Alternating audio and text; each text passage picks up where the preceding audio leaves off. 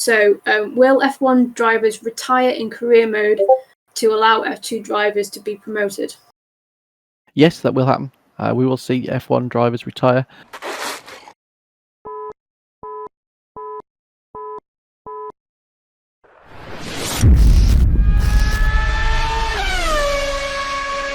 What is up, guys, and welcome to a very juicy F1 2020 video. You might have seen some gameplay earlier today, so if you want to see what the game actually looks like in its purest form, check out those videos. But today we have exclusive access to Lee Mather, the F1 franchise director at Formula One game, and yeah, he's the head honcho, and he was answering all of our questions, that being myself, other members of the press. And yeah, he revealed some juicy tidbits about career mode. He did some pieces about online, which I specifically asked about. I tested him on the handling and how the dynamic of the gameplay is going to work this year. I asked a bunch of questions, and I actually will split this into two separate videos. This one will be pertaining more to the single player and career mode experience, but the video you might see either later today or tomorrow will feature more heavily on customization and multiplayer, which also has some juicy bits to talk about as well. So without further ado, let's go to the interview with Lee Mather and see what he has to say. But first and foremost, we are obviously presenting the season as it should be and as it should have been run. So that's what you'll be getting in the game, is the full 2020 season as was originally planned. But what we've done when it comes to the vehicle performance and the stats for the cars is we took what we had at the end of last year and had a look at where the teams ended the end of last season. We also analysed all of the data from the pre-season test, where while we might not be able to get a complete picture of the performance because teams very rarely do a full lap at full pace, you can take each of the sectors and break them down and look at the theoretical potential fastest lap times for the cars, and obviously look at those sector times to try and glean what sort of level of performance they get, be it through engine performance or through aero performance. It's trying to work out how they achieve their lap times. And then something that you may have seen is that Formula One do not only power rankings for the drivers, but they did a rough estimate at the start of the potential start of the season that of where the teams were likely to be. So we discussed it with the guys at Formula One as well. So we said, this is what we've come up with based on the data we have, based on previous season. How do you see that? Is that something that you think we're accurate with? So between those three areas of data, we have a setup that we're going to ship with. We believe that would be pretty much there or thereabouts the performance level for the cars and the teams this season.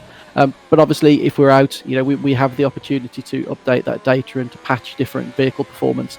So we can always balance that when the season actually starts if we find that we're a little bit wide of the mark. So, will F1 drivers retire in career mode to allow F2 drivers to be promoted? Yes, that will happen. We will see F1 drivers retire. Some of the drivers who are maybe coming out of contract in the near future, for example, might not remain in the game. But yeah, we'll definitely see the odd driver retire, and we'll see Formula 2 drivers graduating into Formula 1. We'll see them improving their performance. Obviously, in the early stages of your career, a Formula 1 team will not actively go hunting for a Formula 2 driver, unless, of course, you go in there and stir things up and try and poach their driver. So if I go in and I take one of the top team's drivers, then obviously they're going to start looking for somebody else. And if other teams aren't happy to relinquish their driver, they're going to go to the Formula 2 driver market as well. But okay. Just to elaborate on a little bit, there is a very intricate driver market in place in the game, and this is something we're going to focus on a little bit more in a few weeks' time. But you won't just be able to go in there and buy Lewis Hamilton. Lewis is going to be obviously prohibitively expensive to a degree. But let's just say I've worked really hard and I've not spent money on my facilities. I've not spent money on developing my teammate. I've just done nothing but save money to try and acquire a top driver. Lewis isn't going to want to join my fledgling team if I don't have decent facilities. So if I've not invested in the wind tunnel or the engine facility, he's going to look at that and he's going to say, well, no, I require a level 3 of those facilities, because he's not going to be able to have a championship winning car.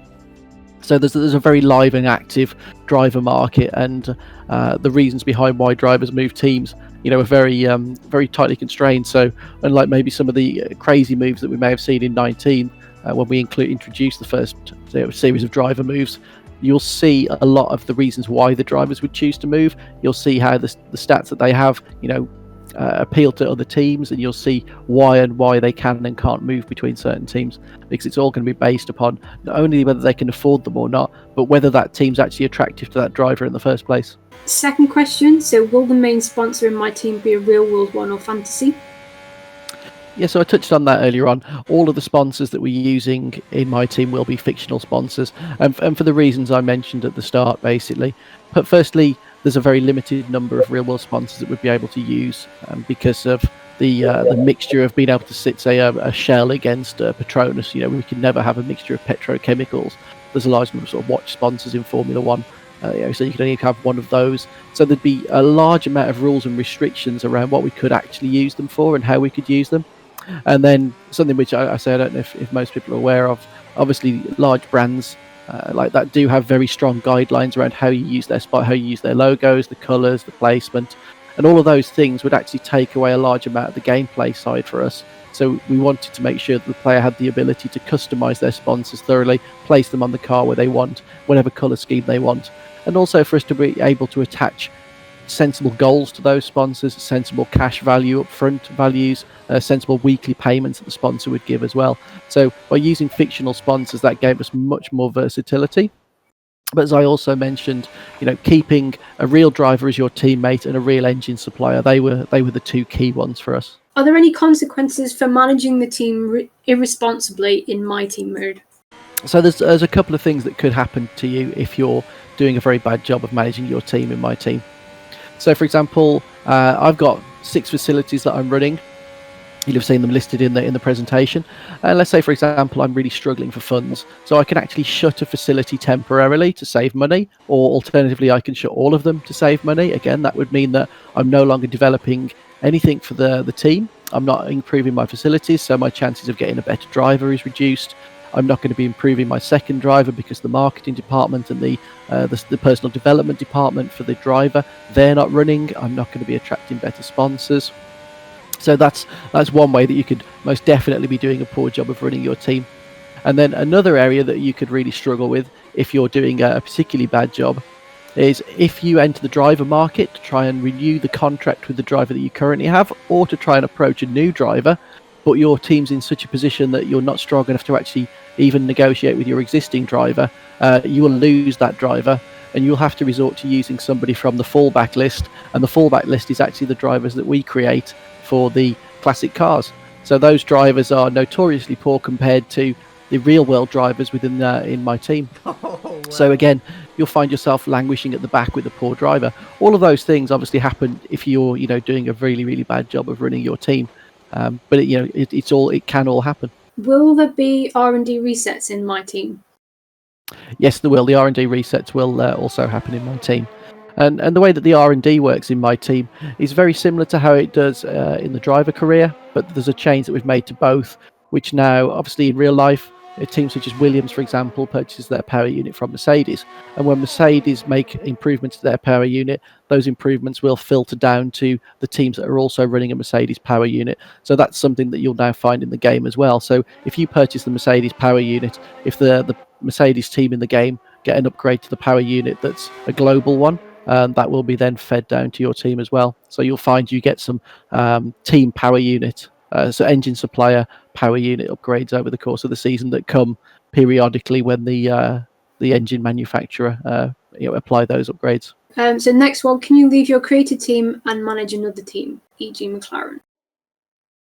No, that's not something we can really put into the game. So the restrictions, again, it comes very much down to what we would be able to do and what we wouldn't be able to do. So the way that we've done it gives the player the maximum freedom to be able to manage a Formula One team.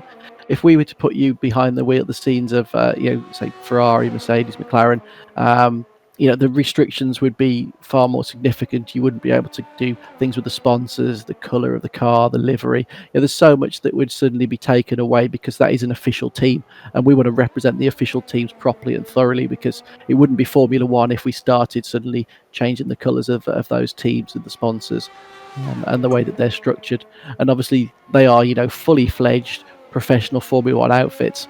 And as your fledgling My Team starts up, you will see that your facilities are not in the same league as the likes of a McLaren or a Mercedes.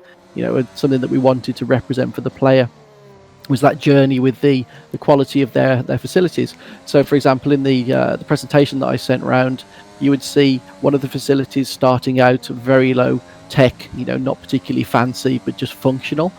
And then the end goal is to reach a level 3 facility where it becomes a showcase for the team. It's not just about what you gain from a technology perspective, it's also about that showcase. It's something that you see with the big teams, is that when they invite the press round, for example, they can really show off what they've got. They don't just have a wind tunnel that actually produces results. They have a wind tunnel that looks spectacular. It's fully branded up. The environment and the locations polished and really, really stunning. And that's something we wanted to do as well. So it wouldn't have been something that we could have applied to a real team, because we'd have had to suddenly put them in a really poor, stripped down facility, and that isn't something that we would want to do to a fully fledged professional Formula One outfit. Yeah, so in Formula One, you'll always be the driver manager. So we're a racing game first and foremost. That is important to us, that we are a racing game and not a management game. But we are a racing game with a management component now, which I think adds a whole new dimension, a whole new dynamic to the way you play it. I think if you're the driver in driver career, you feel like you are the commodity. You're important. You're the driver. If you're running My Team, you've got the additional pressures of not only performing on track, but also maintaining the team, getting a good quality teammate, hiring, making sure you've got the best sponsors and that you've got the cash flow to upgrade the team, upgrade the car, get a better second driver. So for us, it's always a racing game first and foremost, and we have now a very strong management element in it. So that's going to take a break for 2020 because of the fact that that's a very cinematic experience, and there was a large portion of the team that would have worked on that. Obviously 2020 was being developed in parallel with 2019, so the focus of one game might be slightly different to the other. So during that year for 2019, we were obviously focusing on the cinematic story introduction, bringing Formula 2 in, giving Formula 2 a real platform to shine, which is what we wanted to do with that introduction. So now we've got the Formula 2, we've been able to build that out into what we do with My Team. In 2020, we still have obviously some sort of an intro into driver career. So you'll now run potentially, if you want to do 3 races, 3 scenarios in Formula 2, or you can do a half season or a full season in Formula 2 before making the move into Formula 1, or alternatively you can just skip straight to Formula 1. So that's very much the way we've done that. I know Devon and Lucas were very popular. In particular, Lucas. Devon. Everybody loved Devon, or loved to hate Devon, and I don't think we've seen the last of him. It's Formula 1 is a game that already looks great on PS4 and Xbox One. What kind of limits did you encounter during development now that current generation of consoles is reaching its final cycle? But obviously the big addition of split screen was probably one of the biggest technical challenges, and something which is why we've left it quite late in the series this generation to bring something like split screen in. As I said, we actually partnered with another studio as well to help us do that, because it was such a large undertaking for us to take on, while also working on a feature the size of My Team. So split screen is obviously a huge undertaking, and we've continued to refine the engine to allow us to do something such as split screen. We've obviously also got Stadia this year as well, which is another technical undertaking for us to do a different version to be on Stadia. So I think that's also another great step. And then something which I'm less knowledgeable on is, I know we've done more work on some of the PC tech that we've got in place. I could try and reel off some letters and some acronyms of what those things are, but admittedly I'm not great when it comes to the intricacies of PC specification and what we've done there. But I know we've done significant work on some of the visuals on PC as well, including adding in variable render tech and things like that to make sure that it always runs smoothly and is presented beautifully.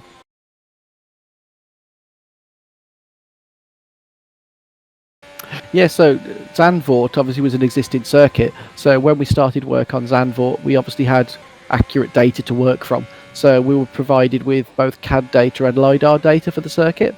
So the LiDAR came from the Dutch government, I believe, because the circuit's built on a floodplain. So they have fully accurate laser scan data for the region to obviously ensure that they can control the flood issues they have out there, assuming they do have them. So that was great data for us to build the circuit. So obviously we were able to build Zandvoort using some new techniques as well, and using the LiDAR data very effectively and very quickly. So we had a great running version of Zandvoort very quickly. Obviously, since we finished the circuit, there were some more changes made to the banked curve and to some of the other corners. So obviously, under the current circumstances, it's not been exactly easy to get out there with guys with cameras or to get new fresh data from the circuit. So we've had a number of updates provided to us, which we've continued to integrate into that circuit. Hanoi obviously was a very different implementation. So for Hanoi, obviously as soon as we knew it was coming to the calendar, we started looking at the region, we started looking at the proposed routes, because obviously there was a little bit of talk around what those routes were going to be. We looked at which areas we knew were going to definitely be used, and we started to build them. And then as the route got more solid, we started to build those areas of the track as well, some of the more scenic areas as well. So that one came about in a slightly different way, because that's a real city, that's a real bunch of a bunch of roads. So we're able to get the reference differently for that one for the track ribbon. But then obviously we needed to wait until the route was absolutely locked in. But we were able to start early on that one, because we'd already knew certain areas that were definitely going to be used, and then we just had to wait for the final region, final corners to be locked down. Awesome. Any other questions from anyone? I got a random one. We like those. Do you have any plans to like remaster old games, say like 2010, and bring it to the current gen consoles? I mean, to be honest, that's one that's not easy for me to answer. I think that one requires somebody in licensing to answer that one more than me, to be honest. I think something that we've seen over the years is that licenses have a period of time to run. I always think the prime example of that was Outrun on Xbox, if I remember correctly. If you remember, there was an Outrun game that came out on Xbox, and if you owned it digitally, you had it for life, but there's a period where it's no longer on sale because the license they had with Ferrari would expire. So it's not just a case of can we remaster a game and bring it out. It's a much wider discussion that goes far broader than what I'm part of. And there we go, guys. That is the end of part 1 of the interview with Lee Mather. Huge thank you to them and to Kosh Media for organising the whole... We were meant to have a media event where, I don't know, we were either going to go somewhere, like maybe Germany or somewhere in the UK. But because of everything that's going on these days, we're doing everything digitally. And as a content creator, I think this has actually worked out really, really well. I don't imagine that we would have been able to get this much time with Lee and answer all of these questions. So it really was a unique and special opportunity to, have Lee go into detail about all these specific questions. And I really am grateful for the opportunity that a lot of us got. So thank you to those guys for sorting it out. Had to ask the question about F1 2010 at the end there. I don't know. I'm hoping one day we do get a remaster of F1 2010. It is absolutely, I don't know, it's always nostalgic, that the original, isn't it? But yeah, nonetheless, some very interesting tidbits. I'm not going to comment on everything that he's said today, but yeah, we'll leave that to the discussion in the comments, and I'll reply to any of your questions that you might have, or if you have any, if you want to know my opinions on things, and I'll address it in the comments and in future videos. But I don't want to make this video 40 minutes long, so I will just leave it at that and just leave you guys to have the information. But hopefully you guys did enjoy this video nonetheless. Again, massive props to Lee Mather for answering all the questions and being so upfront and honest, and going into the level of detail that he did. I really did appreciate that. So stay tuned for the second part of the interview tomorrow, or later today, probably tomorrow, where we'll go more in depth with actual online and customization, some of the stuff which I'm very, very excited to learn about. So that's it from me today. Check out my other gameplay videos from earlier today, and I'll see you guys for a brand new F1 2020 video very soon.